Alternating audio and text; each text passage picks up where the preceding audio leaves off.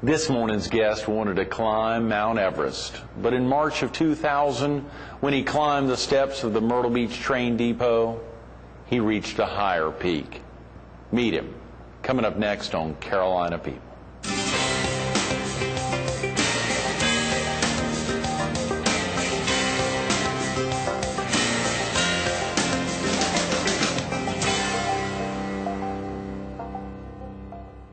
Good morning. Welcome to Carolina People. This morning with the Myrtle Beach train depot right here in the heart of Myrtle Beach. We're focused on its preservation, and we're visiting with the man himself, Jack Thompson. Good morning, Jack. Hey, Greg. And it is not just you, it is a gigantic community support wrapping around the preservation of the train depot. But surely you were instrumental right there in the beginning, getting the ball rolling. Well, thank you, but certainly not me. You know, Right. we did have a committee, the all-aboard committee, Right. number 14 dedicated citizens who felt the need to preserve and save the depot, Right. and to create a community gathering place. Oh, yeah, sure. And I'm delighted to say that Myrtle Beach Train Depot is a flagship It really is. destination in downtown Myrtle Beach. Right, right. And I trust that the Downtown Redevelopment Board and the city will continue to redevelop Myrtle Beach centered around the train depot. Oh, I think so, very definitely. I attended or came over this way for an event recently that the Miracle League had, a fundraiser they had. So many folks are utilizing this for corporate events and for functions. It is truly becoming the place to be for lots of area businesses and nonprofit groups, and great rate opportunities. I couldn't believe those prices. Well, it's a vision that has absolutely come true. It is a favorite place for most of the civic clubs, a wonderful place for family reunions. Right. Children are just amazed. Oh, yeah. Children love history, and I love to see the family reunions and see the little kids running back and forth, and for future generations. Oh, yeah, yeah. That's what it's all about. That's what it's all about. And speaking of that, Jack, give viewers a sense of the earlier days of course, obviously the train depot, its beginnings, and then, of course, its reincarnation back in, was it 99, 2000, when you got involved to help make sure it was going to be around. Give viewers a little history on the train depot. Well, of course, the train depot here, the Myrtle Beach Train Depot, was the galvanizing magnet that brought people to Myrtle Beach in the early 1900s, and brought all of the building materials that built the piers, the old guest houses, the gravel that paved the roads, Right.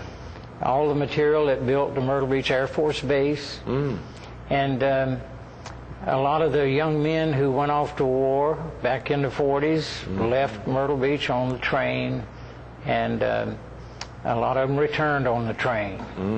So it's been the economic engine that built Myrtle Beach back in the 20s, 30s, 40s, 50s, and 60s.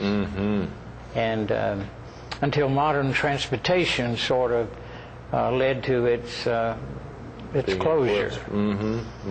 But the building, the structure is still sound. It's endured numerous hurricanes, and I don't think ever lost a shingle.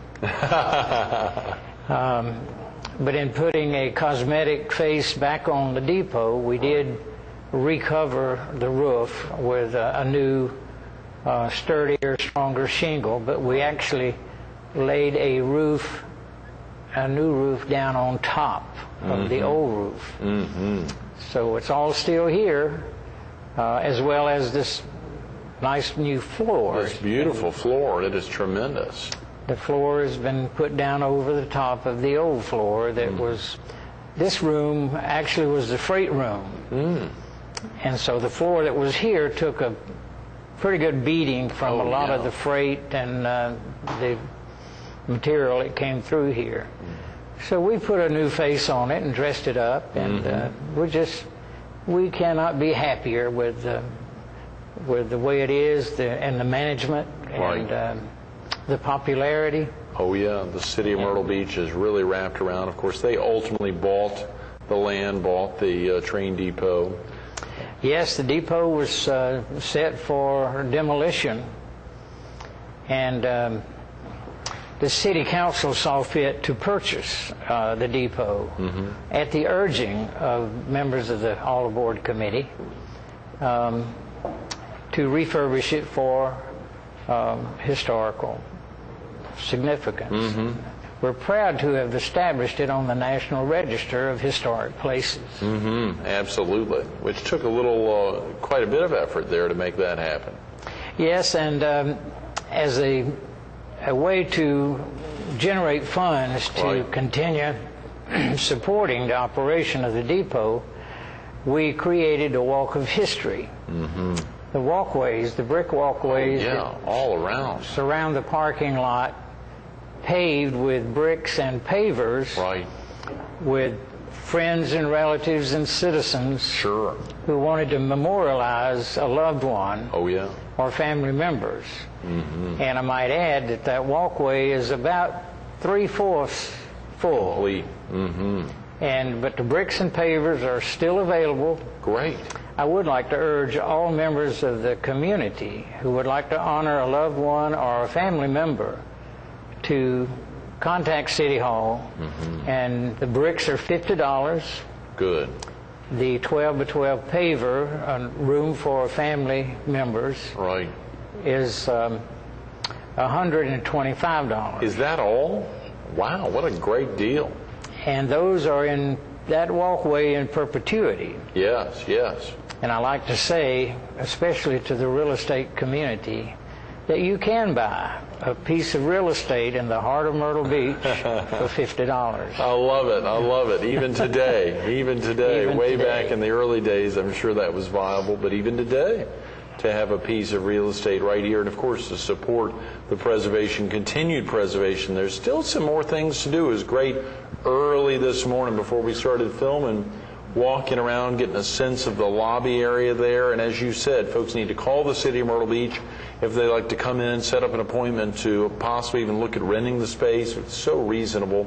Richard Kirby mentioned that earlier before we began filming, but the opportunity. And if someone wanted to call you, Jack, to learn more about the history there and what prompted you to actually step out there and stop that bulldozer and get involved, if someone wanted to call you and learn more about you and all the so many activities you're involved, what's the best way to reach you? You can reach me at my studio, 626-3194. Okay, great. And I'm always ready.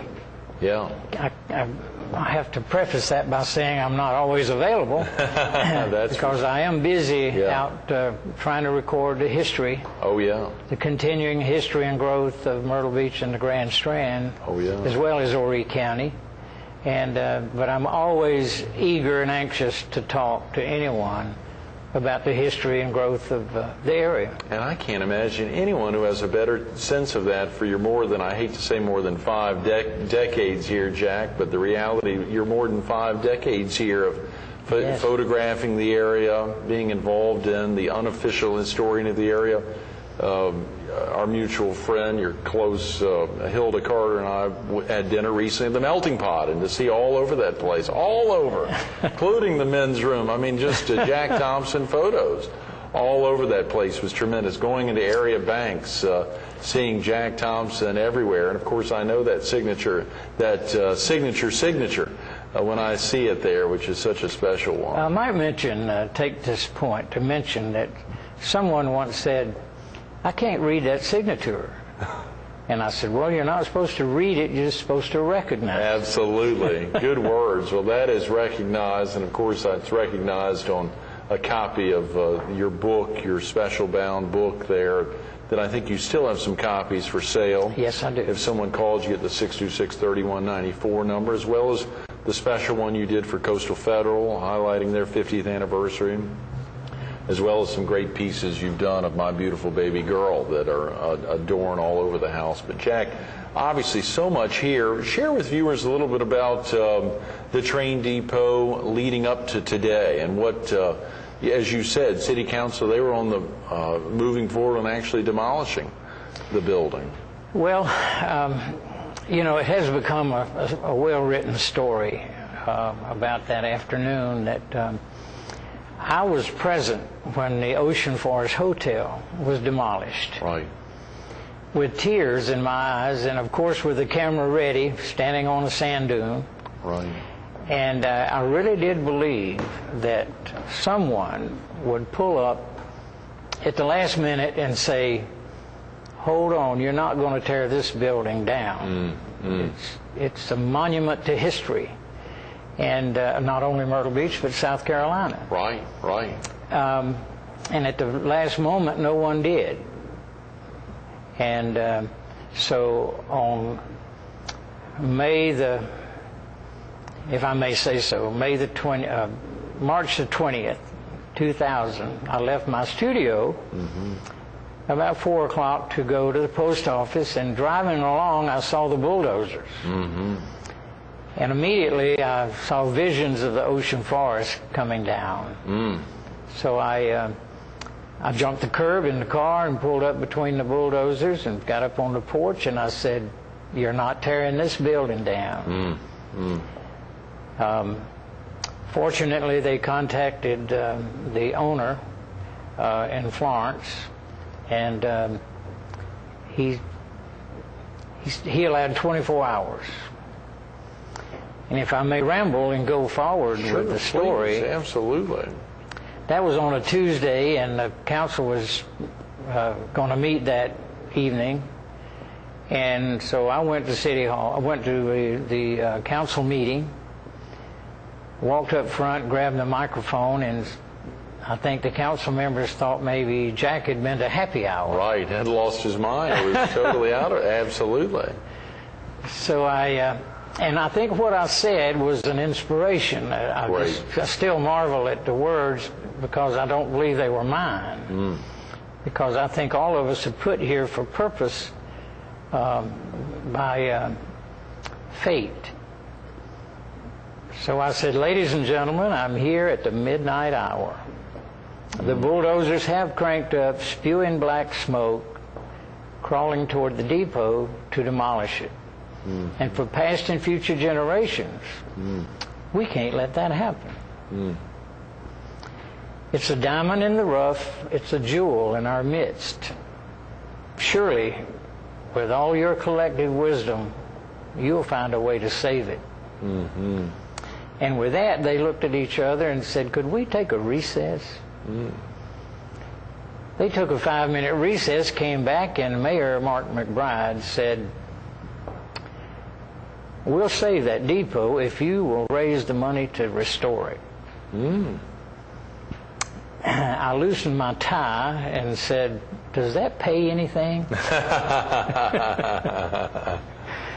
Of course, it was a volunteer effort. Right, and with that, formed the all-aboard committee. Yes. And we set out to raise the money to restore it. Right. The city contracted with an excellent contractor who did a wonderful job. Oh, yeah. When we, shortly before cutting the ribbon, the all-aboard committee turned over to the city $648,000. Wow, Jack. I don't think I knew you'd raised that much. That's tremendous.